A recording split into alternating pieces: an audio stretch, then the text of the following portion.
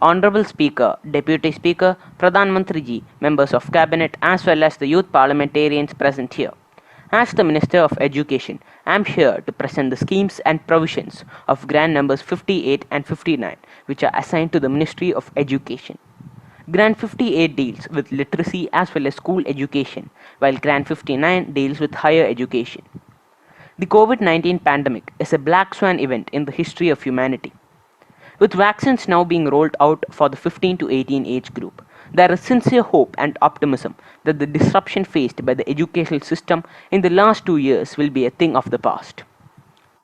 COVID-19 has led to prolonged school closures to various degrees around the world. In India, several children faced difficulty in getting access to online education, while most others had a knee-jerk reactions of a teacher taking live online classes through digital platforms. This has negatively impacted not only the achievement of age-appropriate learning outcomes, but also the psychological well-being of children.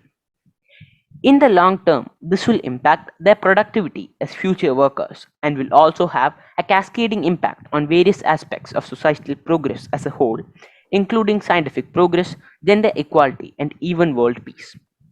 This pandemic has also shown us the need for more resilient and robust educational systems that extend beyond the walls of the classroom.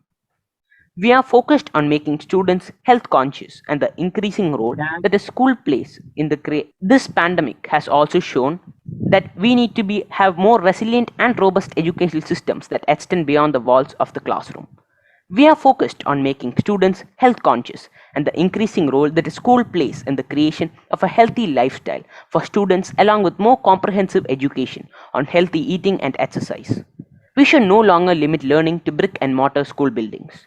This pandemic has shown that while the privileged students smoothly transitioned to online learning, the more vulnerable sections of society were left behind. We need to develop hybrid learning approaches where first generation learners and specially abled children are prioritized when it comes to attending brick and mortar schools. This will help to prevent dropout rates from skyrocketing in the event of school closure. Now, coming to the budgets for the ministry. In line with the recommendations of the National Educational Policy 2020, we have increased the budget for the Ministry of Education from 3% of the GDP up to 5% of the GDP.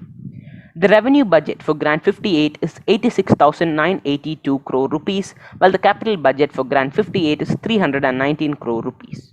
And similarly, the revenue budget of Grant 59 is 54,452 crore rupees, while the capital budget is 382 crore rupees. Technology has helped us to continue our classes while protecting the health of students. However, I am also cognizant of the fact that India still has a long way to go to bridge the digital divide that plagues our nation. And so, the schemes that I propose today focuses on the twin idea of education for all and education for employability. The new scheme set up by the Ministry of Education under Grant 59 is the Pradhan Mantri Gyanodaya scheme. This scheme has been conceptualized with the thought that even students who do not have the resources to enroll full-time for a college degree should not be left behind. This scheme shall include the introduction of micro courses that shall be provided to all citizens of India irrespective of age. The mode shall be offline or online depending on the digital status of the person.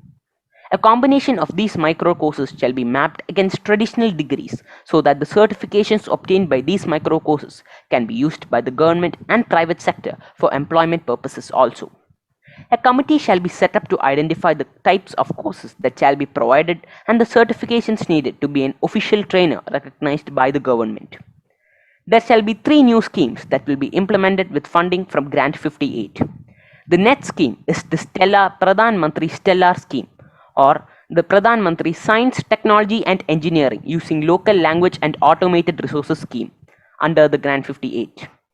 In line with the guidelines of the National Education Policy of 2020, the ministry shall encourage people and organizations to create content in local language. The main problem is that 26% of Indian students are enrolled in English medium schools, while most of the content present in online educational platforms is still in English, which may hinder the understanding of the topic by students who do not understand the English language. And we hope to change this with the help of this scheme. The next scheme is the Pradhan Mantri Digi Vidyan scheme. This scheme has been conceptualized keeping in mind the digital divide that plagues India. In this scheme, the aim will be to provide digital devices in affordable prices to all the students of India. As it has been reported that 9 in 10 households or 90% of households do not have a computer, whether a desktop, laptop, or even a tablet. These devices increase the quality of digital education in a very important manner. There shall also be attempts to increase the internet connectivity in the rural areas with the help of public-private partnerships. The last scheme under Grant 58 is the Pradhan Mantri Bal Kiran scheme, which aims to provide micro loans to student entrepreneurs from schools while providing them with the biggest problems that India faces in the 21st century. The top 100 students will be selected and will be given seed capital in a phased manner and also mentoring so that they can start their own company. I believe that this will help India be at the forefront of innovation and growth in a sustainable manner. Thank you.